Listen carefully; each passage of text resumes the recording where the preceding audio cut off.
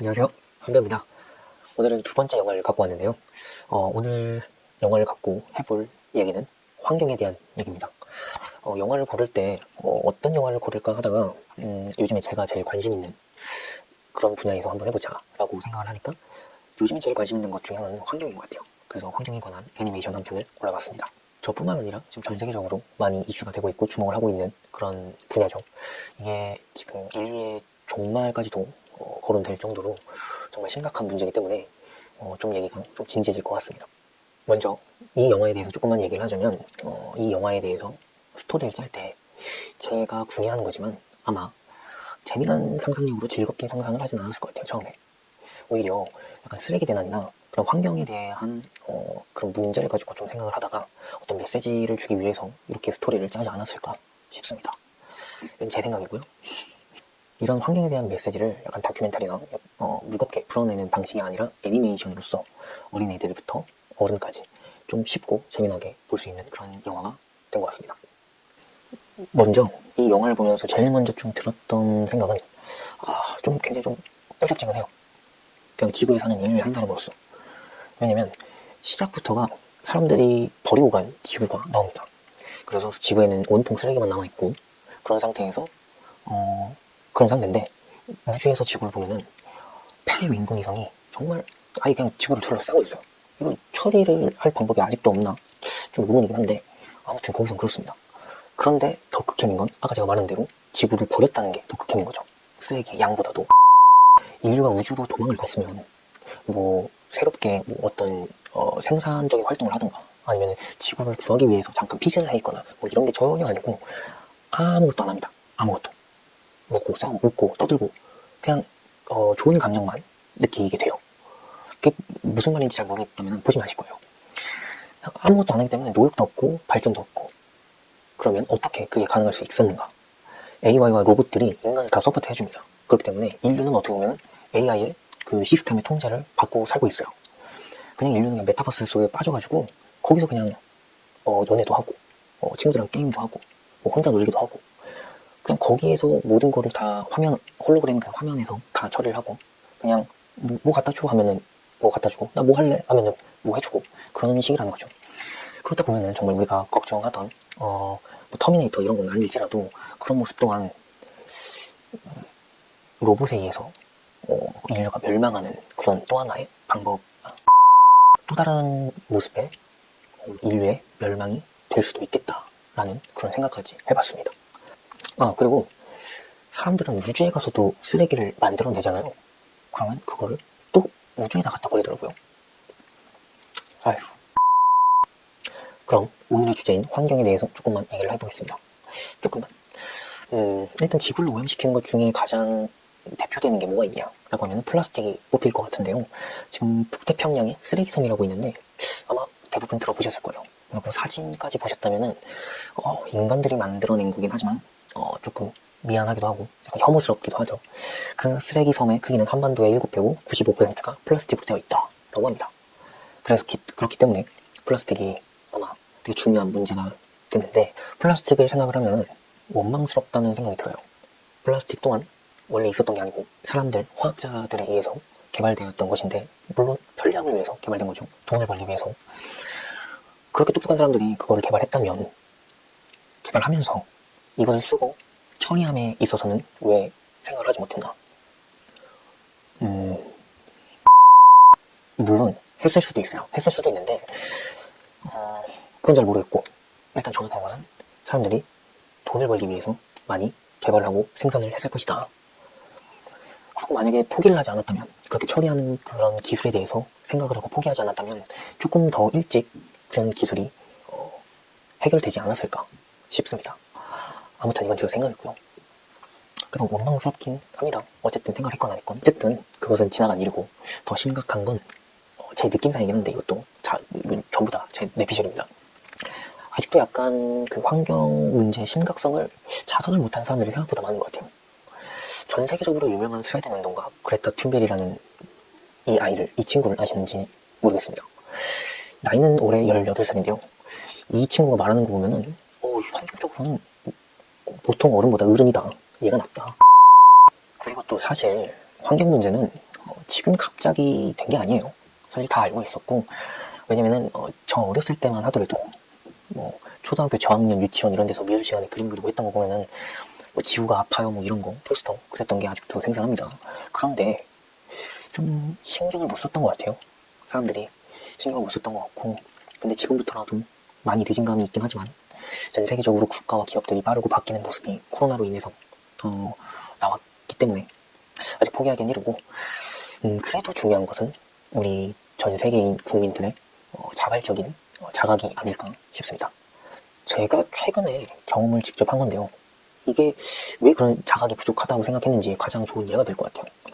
식당을 가서 뭐 카페를 가서 이제 주문을 하고 음식을 받으면 서비스이기 때문에, 물론 그 사람들은 그렇게 프랜차이즈에서 교육을 받았기 때문에 그런 거겠지만, 그냥 뭐 내가 요구하지 않았는데 빨대를 꽂아줘요.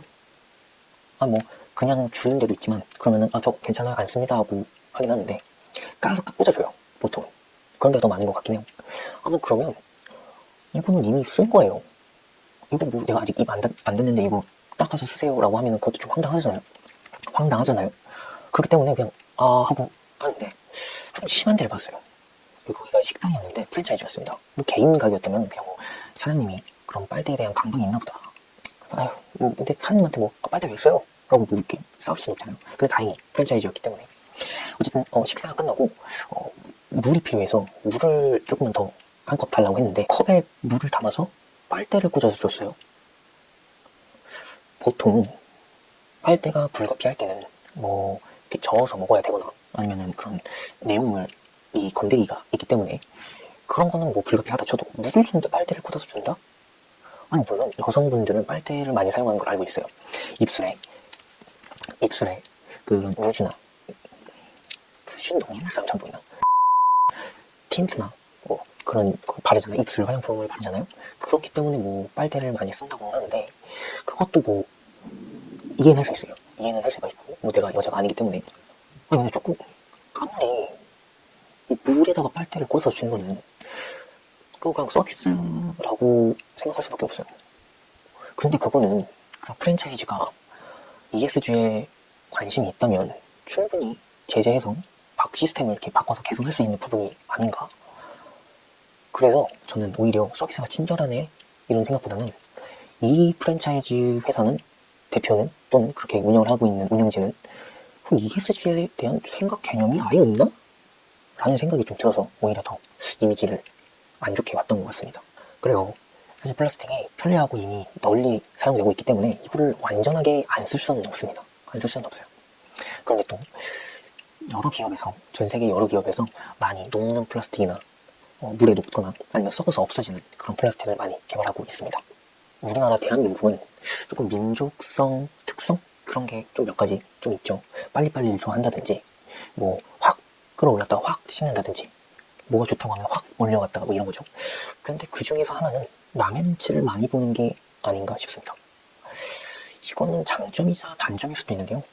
코로나 사태로 이제 마스크를 다 착용을 제일 잘하는 나라가 아마 손에 꼽자면 우리나라가 들어가지 않을까 싶은데, 그게 가능했던 이유는 이 눈치.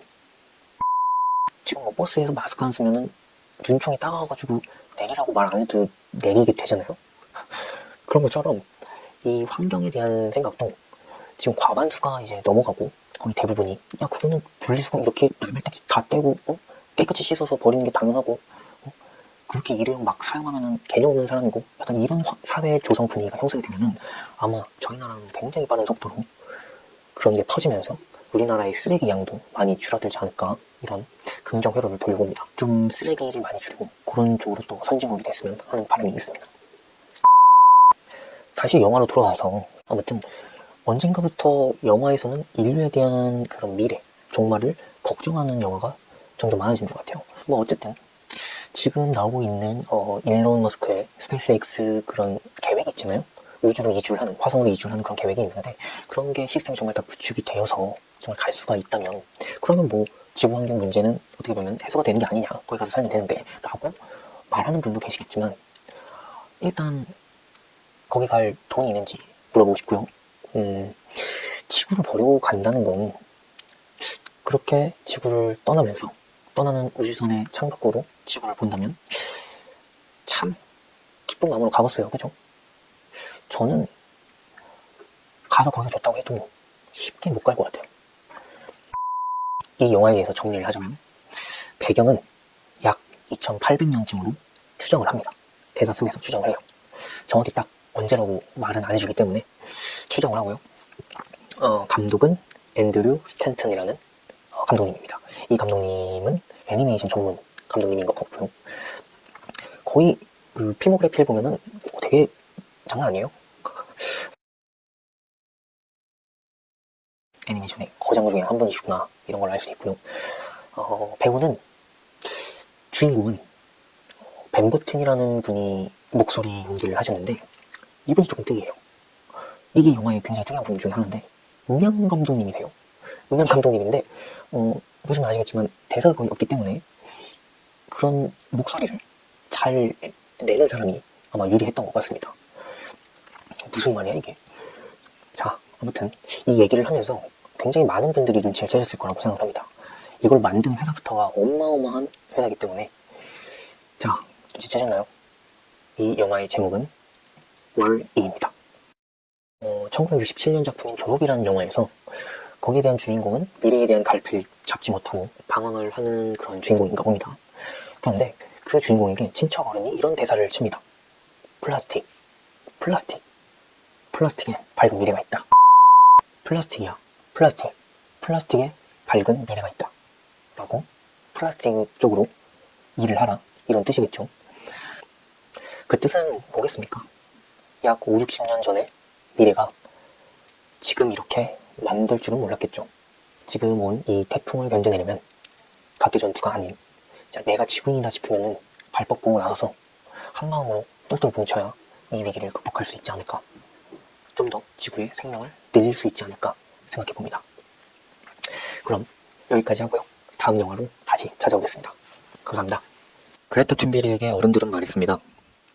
공부해서 환경과학자가 되어 환경 문제를 해결하는 게 어떻겠냐고. 툰베리는 말했습니다. 환경 문제와 해결 방안은 우리가 이미 알고 있다. 우리가 해야 할 일은 깨어나서 변화시키는 행동뿐이다. Life is all about art.